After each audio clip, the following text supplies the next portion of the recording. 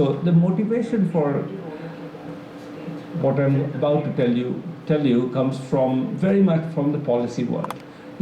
One of the, I think the most, I think I would say, sexy ideas of the early 2000s was, the idea that the poor will just solve their own problems by becoming entrepreneurs, making money, and maybe even creating jobs for others, and just sort of, we don't need intervention, we just need facilitation. We just need a world where the poor have access to infrastructure, they have access to capital, but once the market provides those things, we're done. We basically, maybe the government will have to provide the infrastructure, but that's all we really need. And then there is talent and there's energy, and people will create the jobs we need.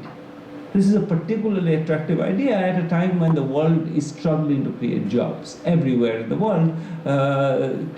Sort of the fact that there aren't enough jobs is seen as a serious problem, which makes it sort of the idea that, we don't, at the same time governments are struggling with the fact that they don't have any money. So an idea that there'll be a free solution to this problem, that basically you don't need any money, you just encourage poor people to go and start businesses and we're done. That's a very seductive idea, and that and for a while it had a real, I think, place in the limelight. I think in the early 2000s, this was one of the most popular ideas, and you would basically, if you worked in the development world where I live, you would be constantly confronted with this idea. So this is what I just said. So next slide. So next one. So I think here's what's made this story very compelling. Why did people believe in this story? Why did a lot of very smart people buy into this story in the first place? The reason is that if you look at the fraction of people who by conventional definitions can be called entrepreneurs, that number tends to be about 12% in the rich countries, something like 12% of the population, and that includes lawyers who are independent contractors, doctors who are independent contractors. So you put all of this together, 12% of the population are what you would call entrepreneurs, people who are self-employed, who don't have a steady job, somebody else isn't paying them a salary. Take the number in developing countries, that number is much higher. Something like, next slide, no, this one. So one way to define this is take the rural population. Don't read it. I'll read the relevant part of it. So the orange bars are what sort of fraction of the rural population that describe themselves as self-employed. So this is not a surprise if you think about it. A farmer is self-employed in the rural sector. He's an entrepreneur of sorts. And that number obviously is very high, so 75% in many countries. What's maybe less known is what's on the next slide. So take the fraction of rural households. These are rural households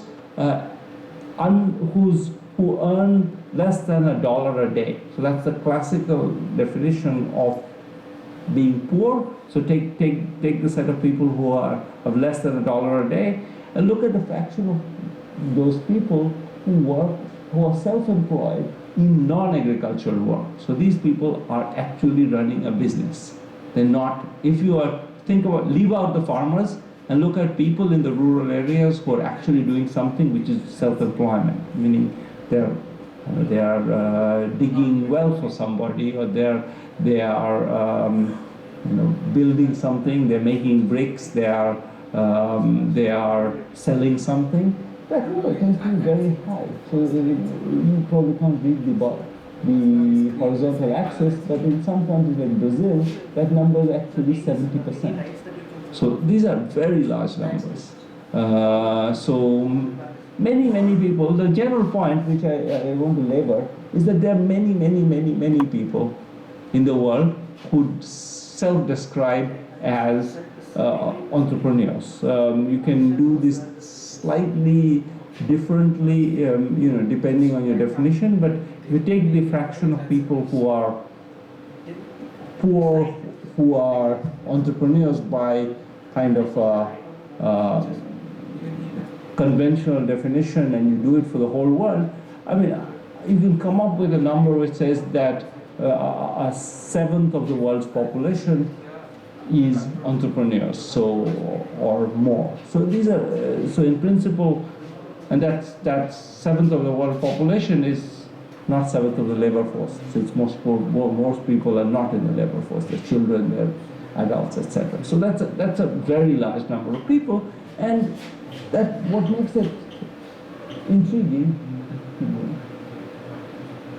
is that seems so implausible. I mean, these are people who seem to be exactly in the wrong position to be an entrepreneur. They seem to be, if you want to be an entrepreneur, you need capital, you need the capacity to take some risk, you need connections, you need training. And most of these people have none of those things. So that's sort of what makes this even more striking. It's even more surprising that all of these people are entrepreneurs. And therefore, it is tempting to assume that this is because they have some specific talent in being an entrepreneur. And I think that's where this conversation started. So I think the Muhammad Yunus, who started Grameen Bank, is famous for having said that the poor are natural entrepreneurs. So that's one way to frame that claim. Now, what makes that maybe less satisfying as an empirical claim is that if you look at the data, while these people are indeed entrepreneurs, the businesses they're running are kind of not what we think of as being, lively businesses. So go to the next slide. So you can't read the horizontal axis, which is a pity, because basically what it says is that for the countries where we have data, for most of them, that's the number of employees these businesses have, conditional on having a business. So when you have a business, how many employees do you have? 0.1 is the number, meaning every 10 employees has one. Every 10 businesses has one employee. So most businesses don't have an employee. In other words, that's a starting point to think about what these businesses are like. Go to the next slide. Skip this one. Okay. How many of them own a vehicle? Well, 5%. So they don't own a vehicle. Let's ask a more easier question. What fraction have a machine? And by machine, I mean a scale. Something you weigh your potatoes with. That's a machine. So how many own? Let's go to the next one.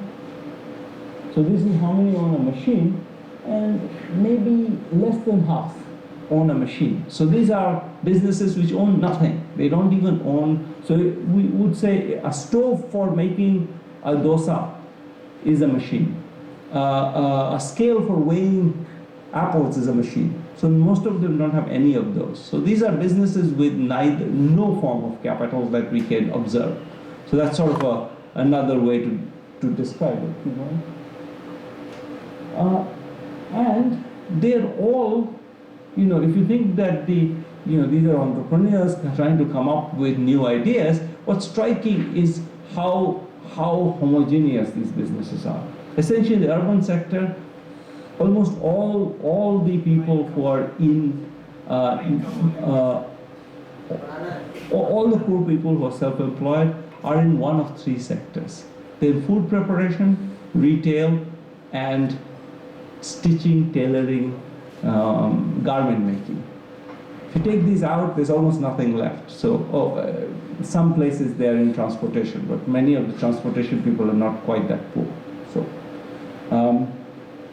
And in rural locations, there's only one business really that dominates, which is livestock of some kind. If you, so what you might have, if you sort of take that as a sort of a measure of, these businesses aren't going any place, you might think that that's because these businesses have low returns, because they're not very productive. How do you know how productive a business is? And in particular, what you're really interested in is what would be, how much more would output go up in these businesses if they got better access to capital. So what is the effect, if you like, the marginal product of capital? How much more revenue would these businesses generate if they had more capital? So that's sort of a question we want to know. Is that sort of a measure of how dynamic these businesses are? If we gave them some capital, how much would they grow? Now the striking fact is that these businesses are actually extremely high return businesses. So it's not, these businesses are, if these businesses look like they're not going any place, it's not because their marginal returns are small. So there are a bunch of, now coming back to this idea that was mentioned of randomized controlled trials, what these studies are basically, each of these studies gives some set of people a certain amount of capital of the order of $200 to $300 in different countries. So gives them, not loans them. They give them a gift. These people are chosen at random. It compares with other people who are chosen at random who don't get it. So a lottery, they decide by lottery who's going to get it, and they compare lottery winners with losers. When you do that, the returns you get are actually enormous. So there's a study in Sri Lanka which finds 5 to 7% per month, which would be pretty good. Right now, if you put your money in the bank, you get roughly that. So per year, and not per month. So this is a pretty good return. But if you did that in Ghana, you would get 13 to 15% per month. And if you did that in Mexico, you get 20 and 25% per month. So these are enormous returns. In other words, these businesses are extremely productive. So first thing to keep in mind is that these businesses are tiny. They don't seem to have any capital. But if you gave them capital, then they would grow. So if you take that proposition, the first reaction of an economist would be that, well, then this is exactly the setting where microcredit should have very large effects. Because microcredit is basically a way of channeling credit to poor people. So if you take my claim, these businesses are tiny, but they have very high returns, then the presumption would be that these businesses are tiny because they don't have access to capital. So therefore, let's see what happens if we give them access to capital.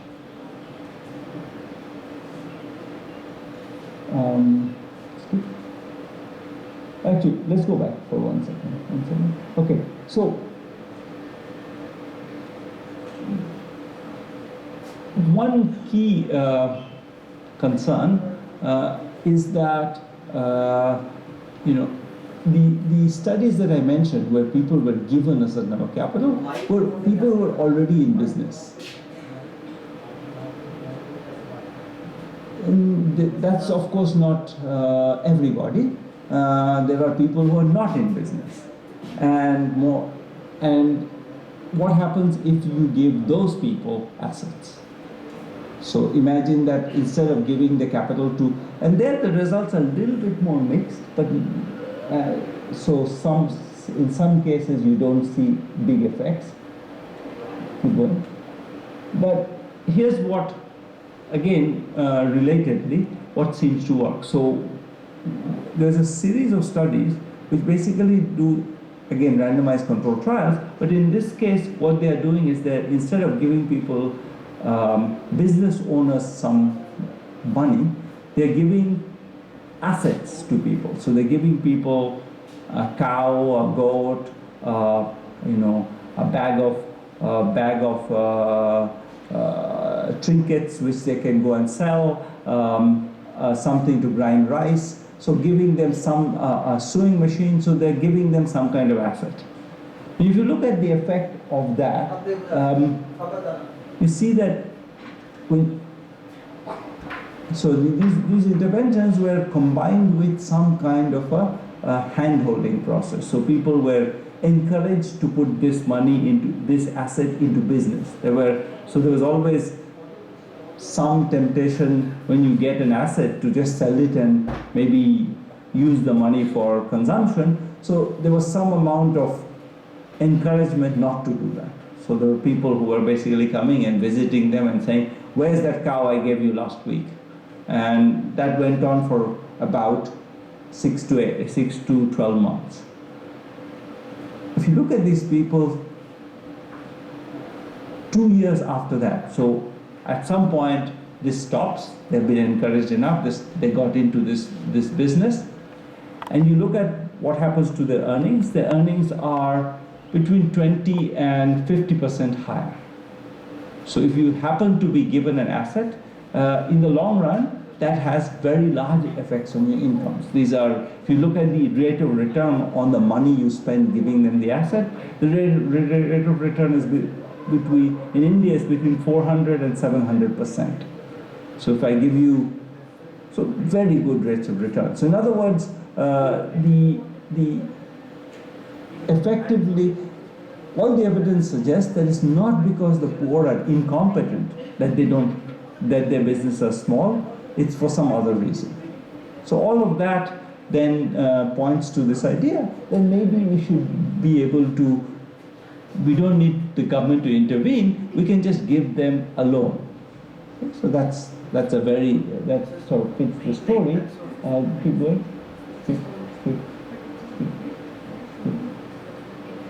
These are all summarized what I just said, because people get much richer when you give them the assets. And this was true, I just should say that this was done in many countries. It was done in Ethiopia, Ghana, Honduras, India, Pakistan, Peru, and actually Bangladesh as well. And everywhere you see positive effects.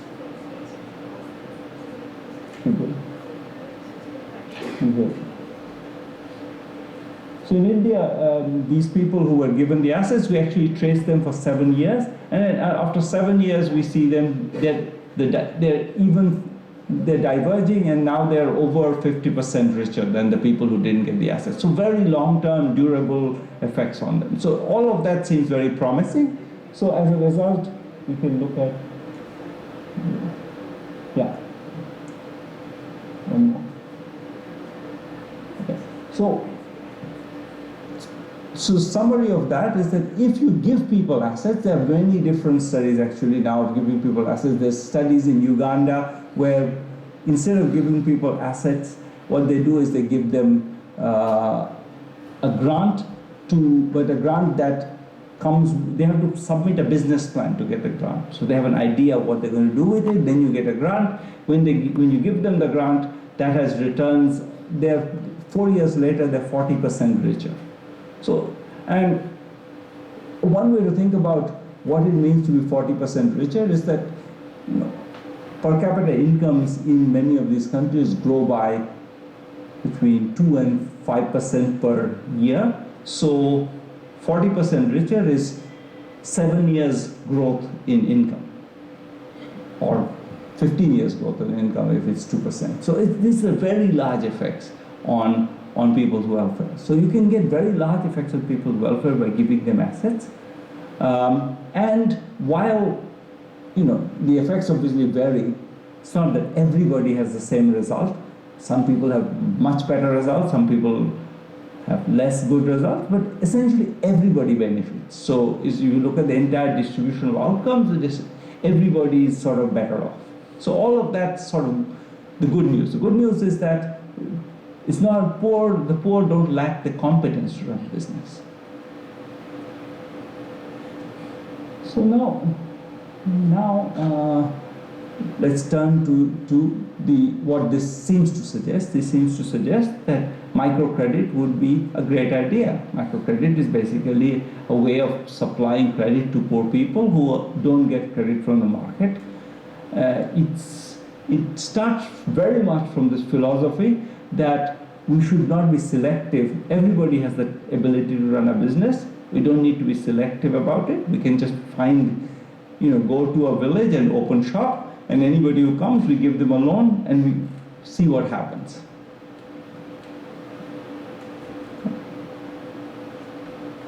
So there's now a bunch of randomized controlled trials of microcredit in countries as diverse as, there's one in India, one in Ethiopia, one in Mexico, one in Bosnia, one in Philippines, one in I forget the names of the countries, and multiple other countries. One in South Africa. There's a bunch of them all over the world, and I think the one in Ghana. And I think the stable and very predictable fact from that is that there's no evidence that microcredit leads to income gains. These are all large-scale randomized controlled trials. Some of them cover thousands and thousands of people, and absolutely uniformly, there is no evidence that this leads to large-scale income gains. So it is not true that people who are randomly chosen to get access to microcredit are richer than those who don't. So now I've given you a paradox. I told you that the poor are able to successfully run businesses if you give them the assets to do so. And I've told you the opposite, which is that or almost the opposite, which you give them credit. So remember, microcredit is that there's an interest payment on that. An interest payment is of the order of, let's say in India, it's about 2% per month. The return on capital in India for the same set of people seems to be more like 6 to 8% per month. And yet, if you give them a loan, their income doesn't go up. So how could it be that if I give you the asset, you get income gains, but if I give you a loan, it doesn't. It gives you 1 to 2% per month. Interest you have to pay 1 to 2% per month interest on it, but on the other hand, the returns are so much higher. So you should be able to make a lot of money on it. So why don't people make money? So that's sort of the core puzzle. Maybe there's some possibility that there's good news for the top 5% or 10% of the population, but there's so little data there that it's hard to pin it down. It seems like maybe it is the case that the most gifted people do actually benefit from the access to microcredit, but that's a noisy and poorly measured population, and therefore we can't really pin that down. But maybe it's entirely possible that there are some people who benefit a lot from microcredit, but most people very, very clearly don't.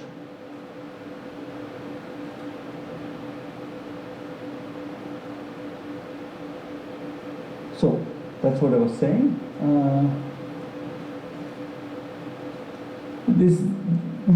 You do see some people starting businesses where they get microcredit. We see an increase of 30% in business startings when you get access to microcredit, but those businesses don't seem to make any money. People who start the businesses are just as poor as the people who don't. So what could be going on? Before I come to the answer, let me point out some other things. So one of the things that we did once upon a time is just calculate how much capital does a small Kirana store have. So we're looking at Kirana stores. This was in Bidar, in northern Karnataka. We will go to Kirana stores and we'll ask them, what do you have? We make a list of what they have. We add up how much it costs.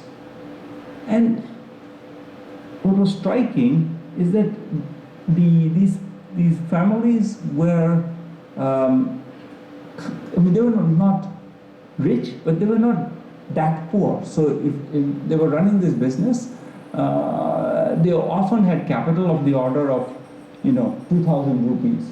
2,000 rupees is about how much they spent on tea every year. Just to, just to scale of an order of magnitude, yes, they are poor, but if you take the entire expense of sugar and milk and tea for them, add it up, they spend about, the whole household spends about 2,000 rupees on tea every year. Tea is not a small part of people's budget, by the way. It's 7% or something. So, but these are not, in other words, if they stopped having tea every day, they would be able to double their capital. So why don't they do that? It's not that difficult to increase your capital stock, so why don't they do that? And keep, they do that. Yeah.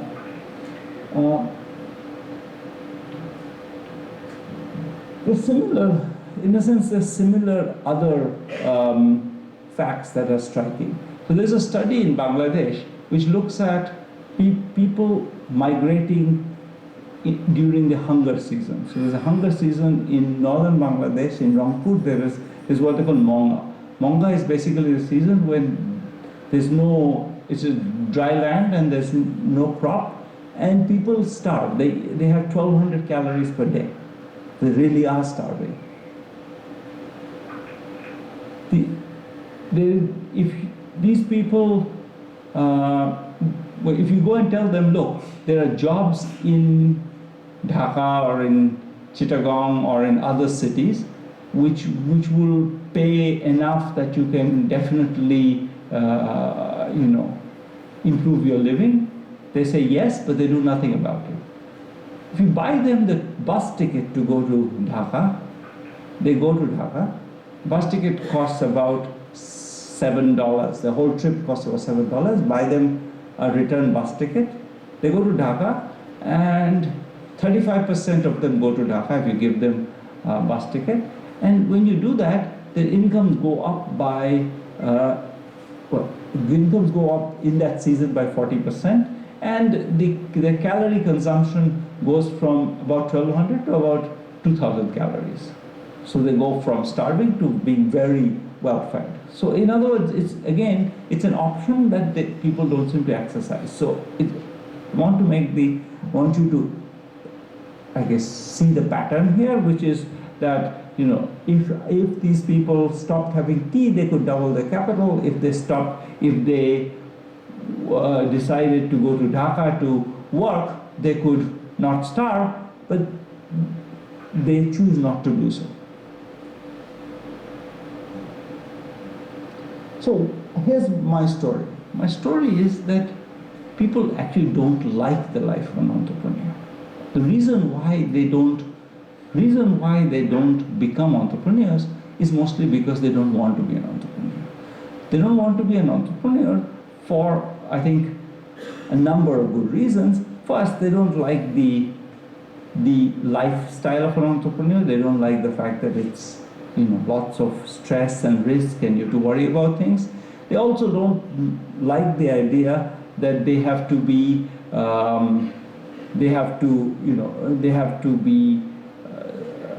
bearing a lot of risk. They don't want to be faced with the possibility that it fails. So they actually don't want to be an entrepreneur. As a result, when you offer them microcredit, they do exactly what you'd expect in that situation. What they really want microcredit, it's not that they don't want microcredit loans. They all take it. Or not all, but a large proportion of them take it. What do they do with it? They buy a refrigerator, or a TV, or a computer for the child. They pay the lump sum fee that you have to pay in the school. They get their daughter married. Why do they start a business? They start a business to pay the interest on the loan. They start a business that's exactly that size. Their goal of the business is not to make money, but to cover the interest. The goal is to come out neutral. I want to buy the refrigerator, pay the interest, and come out neutral. So the businesses are constructed. The reason why these businesses don't grow is because nobody wants the business to grow. If you give people, on the other hand, if you give people a grant, and in particular if you pester them and say that, look, what are you doing with this? Then of course they have a choice between not taking it and taking it, but then becoming an entrepreneur. And they may be willing, if it's a big enough and attractive enough grant, they may be willing to become an entrepreneur. Even then, what's striking is that I told you this Sri Lankan experiment where they gave them $250 to put in their business. And indeed, if you give them $250, they put in their business, they get 5 to 7% per month. There's another part of the experiment where they gave them, instead of $250, they gave them $500. The increase in earnings were exactly the same as if you gave them $250. Because at that point they decided they didn't want the business to be any bigger. They took the extra $250 and they put it in repairing their house and buying a television. So again, they had the opportunity to grow their business, but they didn't want to. They were perfectly happy to not grow their business. Okay. So one of the things we did was we asked people, what's your aspiration for your child? What would your child, suppose you have a 15-year-old son or grandson, and we deliberately chose boys because we thought for girls they'll say, I want to get her to get married or something. So fine, we did this in rural Rajasthan where it's pretty conservative. So we asked them, what is your aspiration for your boys? And then to make it, so that we were a bit worried that when you ask this question, people will say, oh well, what can I do? I have no money to let him do something different, so he's going to be like me, he's going to be a farmer.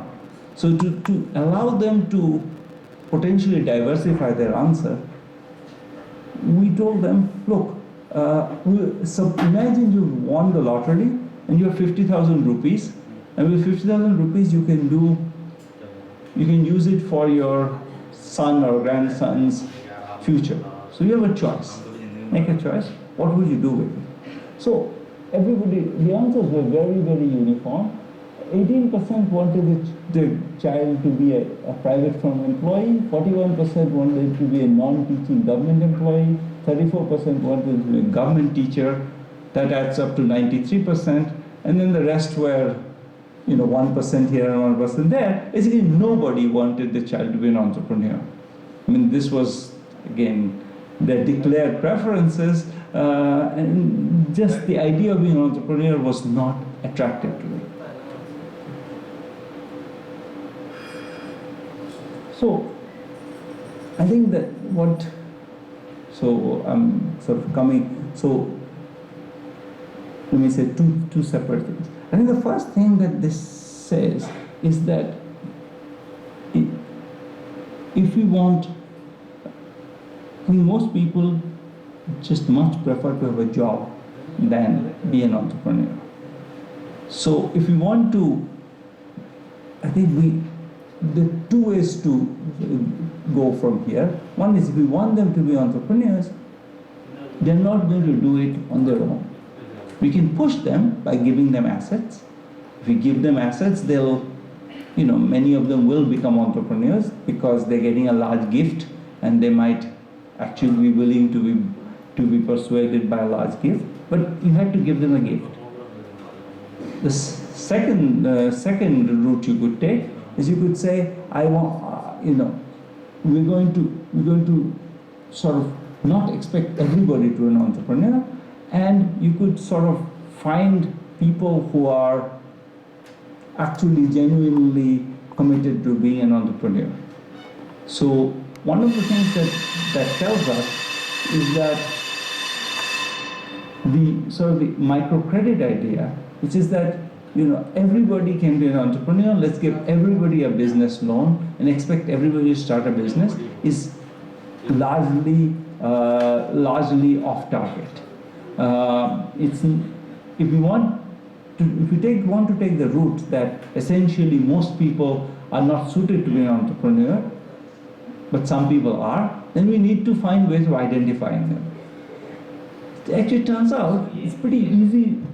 It's not that hard to identify them. So some of our students did the following. This is in Maharashtra. They basically went to microcredit groups and asked each member of the group, who do you think in your group is the most talented entrepreneur? So they just asked. Now, if you ask, most people tend to say me. So to avoid that, they said, if your answer coincides with the answer of the maximum number of people, then you'll get a prize. So in other words, if you know that other people don't think you are talented, then you might as well not say you, because that won't get you very much, because people are going to so then people started saying X and X. So first thing, most people actually agreed on who was the more talented entrepreneur. Second thing is they then gave these people gifts of $100 to put in their business. These were all business owners actually. I gave them $100. If you look at the people who were in the top quartile of this group, so they earned 5 times more per month than the people who are in the bottom quartile. So these are much more productive people. After a year, you can measure that they were much more productive. And turns out that these were exactly the people who everybody said were the entrepreneurs. People actually know who the entrepreneurs are. So in other words, one perspective on this is that instead of sort of this lazy option of saying that, look, everybody's talented entrepreneur, we're going to give everybody small amounts of capital. We need to think of a very different mode of operating. We need to identify those who are really talented and give them large amounts of capital. If we can do that, they will create jobs which other people will take. What we are doing is exactly wrong in that sense. The entire financial system is designed to provide small loans to many people at the bottom of the pyramid. And we want the opposite. We want large loans to few people. And I think if I had to read these tea leaves, I would say our chance of getting, it's not because people are not talented, they just don't want to be entrepreneurs. There are people who have the energy, the willingness, the enthusiasm for business. They're a small fraction of the population, but they turn out to be have a potential to grow a lot. I'll tell you about one last experiment. In the microcredit experiments, one of the things we had done is we had classified people who had businesses before microcredit showed up and people who had started businesses after microcredit showed up.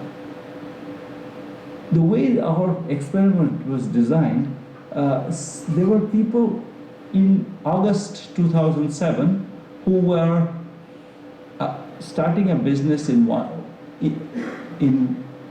location, and people who were in August 2007 starting a business in a different location. Some of those locations were randomly chosen to be places where they were getting microcredit and some places where they were not getting microcredit. So in other words, here we're comparing people who start businesses all in the same month, and we're looking at what happened to them. Okay? They started business in the same month, but some people started business because they got microcredit. Other people started businesses, they didn't yet know that they were going to get microcredit. And those people have very different performances. The people who, if you look at the difference between these people, is enormous. After 7 years, these people, the people who were started a business without the promise of microcredit are making 1 lakh rupees more per year than the ones who started with. So there's an enormous difference actually between these two groups.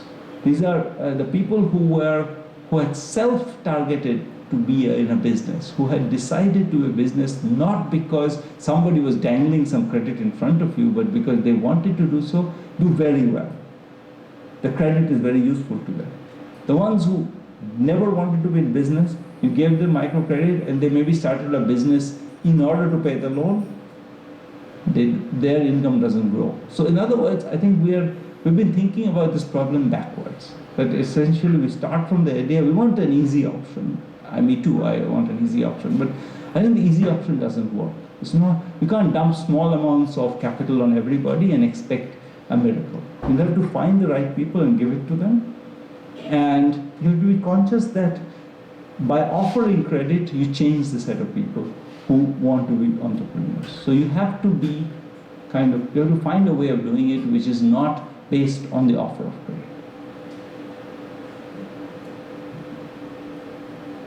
So I think, if I had to summarize, I would say that the good news here is that there is talent. It is possible to get people to start businesses. The marginal returns on capital are very high. The bad news is most people don't want to be entrepreneurs, and therefore you have to find the people who do want to be entrepreneurs. And that if you did, you would actually get large benefits from that. And so we have to do the hard work of identifying those people. I'll stop here.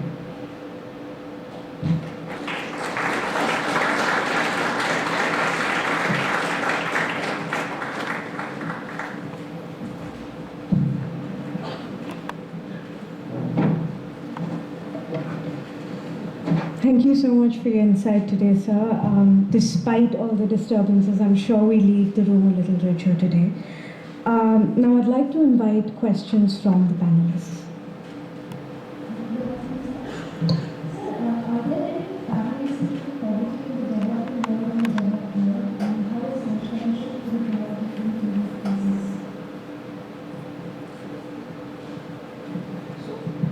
In fact, poor people in the developed world, unless they are illegal immigrants, are almost never entrepreneurs. So, you have lower middle class people who run small businesses, but the very poor almost never are entrepreneurs, unless with the big exception of illegal immigrants who often run businesses because they have no choice, they can't be employed. But I think that's the main reason why you see entrepreneurship among the poor. Typically, poor people work for somebody.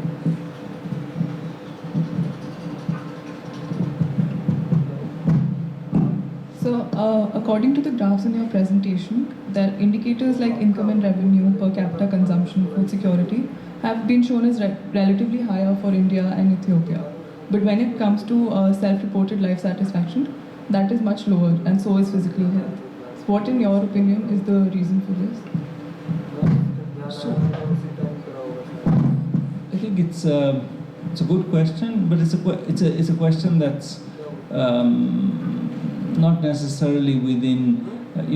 I don't really know the answer to this question. It seems like if you look at this, has been known for a long time that people's self-perception of their happiness doesn't align very well with income, and there's a lot of dispute about why that's the case. I mean, why is it that people who are self-perceive themselves to be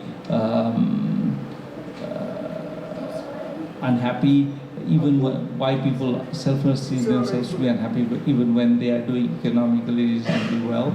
But I think one of the things that seems to matter is what is sometimes called the hedonic treadmill, which is it's not so much where you are, but how fast you got there. So if your income is not that low, but it's not growing, you start feeling unhappy. So these things are, I think they are hard to separate. I mean, I think it sort of happiness is I think people get dissatisfied when they feel stuck.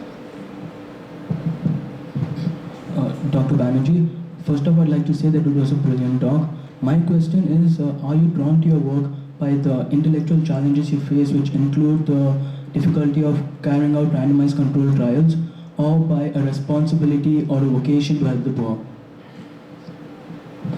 I think to be honest, randomized control trials are not that difficult to carry out. I mean, relative to most forms of economic research, I think they might be more interesting. It's more, I think I'm drawn to it by the. I tend to be an optimist. I don't believe that problems are not solvable, and I'm frustrated when I'm told that this problem is not solvable or that problem is not solvable. I think it's usually because we are being lazy, partly intellectually, partly in the policy space, I think. And I guess I react badly to laziness in myself as well.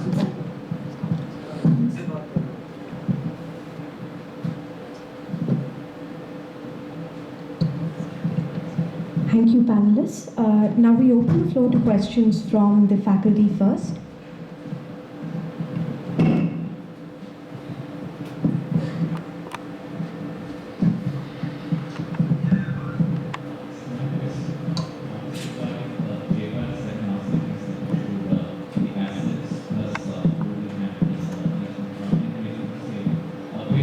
Distributed randomly, or was it according to suitability of a household? Because I remember one or two of the RCTs earlier which went for asset distribution had tried distributing the assets also randomly, and it resulted in a lot of households actually selling off the assets and converting that to maybe money or anything, and in the end we saw that the asset was maybe not suited to the household size. For example, a household of two got a tea shop which they couldn't run. So I'm just trying to get the strength of the holding hand over the asset distribution. So the answer is, people were given a choice. There was a list of assets. They were not offered, they had to be in the same price range, and they had to be kind of reasonable in the environment. But within that, they were given choices.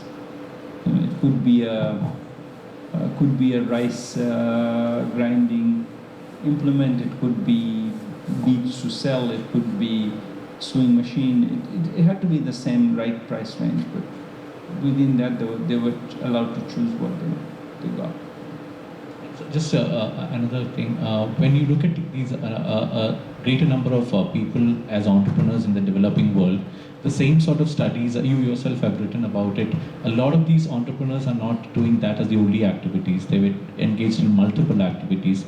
Shouldn't that have automatically sort of suggested against the huge encouragement or excitement that was there when it came to the entrepreneurship as an expect thing in the third world countries? A lot of them might be just spreading the risk over multiple activities of sort.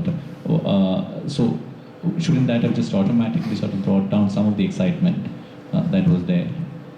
Oh, I guess I have maybe the opposite view, which is that I think partly because I think they choose to diversify because they don't want to bear risk. And so I think that it's more that the diversification is an outcome. It reflects their unwillingness to be in business. Maybe that's what you said. I thought so. So the same thing should have brought down the excitement about entrepreneurship as the next best thing in the third world, because they're not really there because they really want to be entrepreneurs. They're just trying to get into maximum activities and get out income. Correct. Right? They want to do something that's limited risk and makes a fairly. So they don't want to expose themselves to anything. Put a lot of money into something and then risk it getting lost. This is regarding the previous slide where you talk about financial innovation. Have you tried more RCTs on finding out which is the best way for the government to identify talent amongst them? The government identify talent. I mean, that's I think so far away. even private banks don't identify talent. Nobody identifies talent. Essentially, most people rely on getting reasonables. And the banking sector in India is extremely lazy.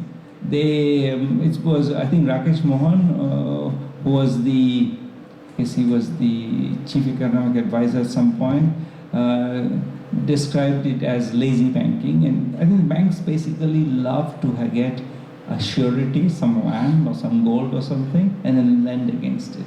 They tend to not want to do anything innovative. And I think what the microcredit organizations did, which was much braver than that, was again to give very limited loans and require people to repay them every week and keep a lot of control over them. So nobody gives people, poor people, a loan of. There's just simply no place where you could walk in and say, I want 100,000 rupees. I have no surety, but I have a business idea, and you can see the business idea is good. There is nowhere in India you can get paid for that.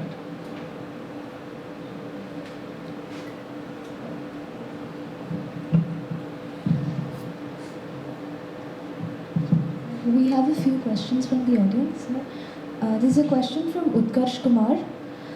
What are your views on general application or inference of RCTs across space and time?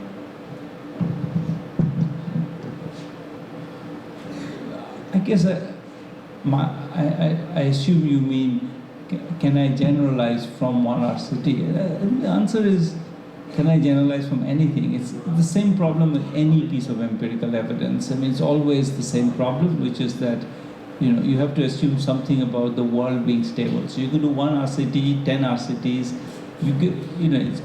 It's clearly better to get the same result in 10 RCTs than in one. But you could always say the 11th is going to be different. I mean, at some level, this is the same problem as you face when you go out of the house. How do you know the sky won't fall on your head? You generalize from past experience, and we always have to generalize. I don't think there is any magic here. Next question is from Ridham. How do you find people who want to be and are eligible for being an entrepreneur? If the government wants to approach the problem through policy making, how should it go about doing it? I've thought a little bit about this question. I think that there are actually, let me not take the government. The government is one step beyond. Let's think of the banking sector. Let's think of banks doing this, not rather than the government. But how could a bank do it? I think actually there is probably a lot of know-how available, which we don't use. Many years ago, I tried to organize this, and at the beginning, I thought this would be easy to organize. It was actually more work than we could afford at that point. But I think people in the neighborhood know who's a dynamic businessman. That's sort of what the example I was giving at the end.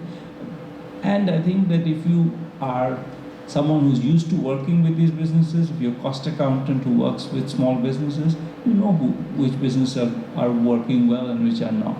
So I don't think it's that difficult. I think someone needs to take the idea seriously and run with it. And right now, to be honest, there isn't really an organization that does it. We have had now 2 banks that have been set up basically with the purpose of funding the SME sector. They haven't really yet started taking a lot of risk. So maybe one day. So next question from Pulkit Bajpai. Are you there in the audience?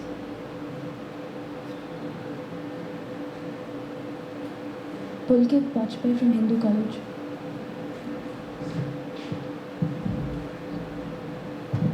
Hi, good afternoon, sir. I'd like to ask you, moving forward, what is the kind of role that the government in the developing world can play in inculcating the entrepreneurial spirit in the poor? I guess I'm not sure that inculcating the entrepreneurial spirit in the poor is the right policy move. My guess is, when you look at the OECD, poor people are not entrepreneurs.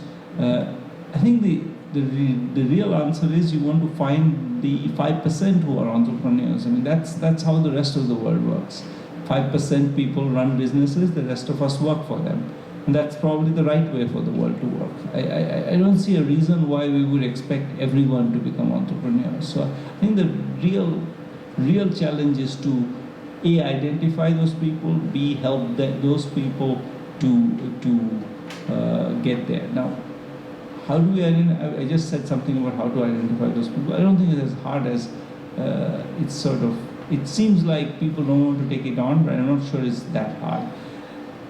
It's, now given once you identify them, I think there's still a huge amount of stuff you could do to help them. I think most people are still, most talented low-income entrepreneurs have neither the education nor the exposure to the world nor the connections they need to grow. And in China, I mean, this is the stage where the state intervenes quite a lot. They're provided with, big companies provide small companies with a lot of basically marketing opportunities and other means of growth. So I do think that our business sector is particularly kind of segmented in the sense that the big businesses have fairly little connection with the small ones, or at least they don't seem to have a lot of external supply chains that deal with small businesses. So I think of this as being primarily a problem to be solved within the business sector first, rather than the government having a huge amount to do with it. Thank you, sir. So, next question from Akshay Thomas.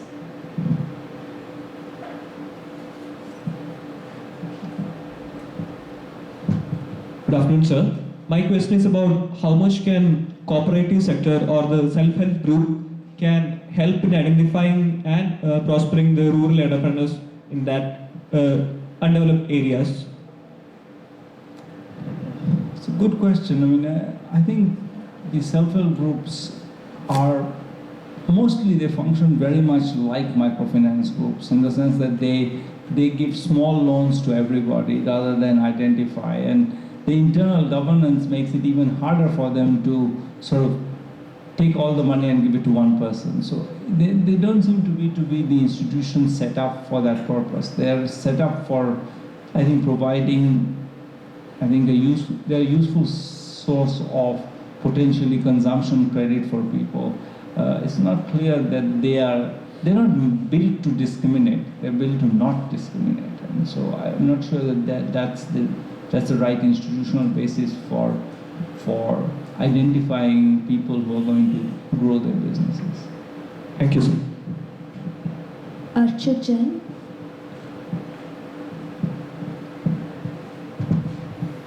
Hello, sir. You talked about the unwillingness of many poor people to expand their businesses despite the presence of potentially high returns on their capital. Do you think a majority of this poor population is aware of these high returns in their businesses?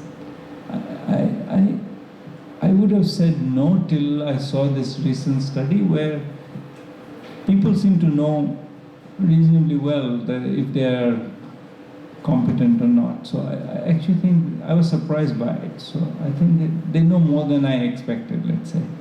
It's a good question. Excellent question. Ankita Agarwal.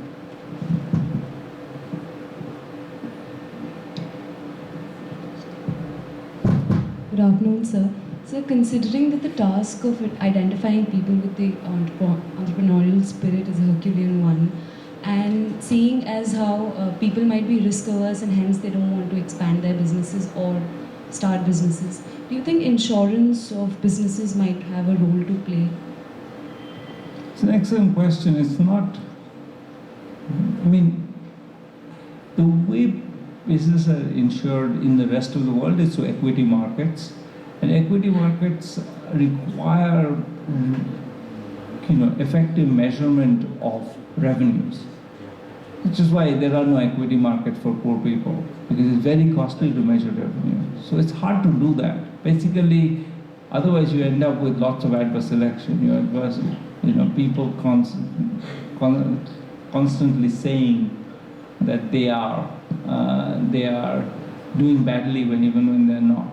So it's not obvious how you insure them. It's a good idea, but I think basically equity markets for the poor have been, I think there's a bunch of enthusiastic venture capital people have gone in there, and after being enthusiastic, they hadn't thought about it very much till they went there, and then they discovered this simple truth that it's very costly to measure incomes. When somebody is making $1 million, you can measure incomes, and it costs you maybe $10,000 is still worth it. If somebody is making 10,000 rupees and it costs 10,000 rupees to measure their income, it's not worth it. That's overbought.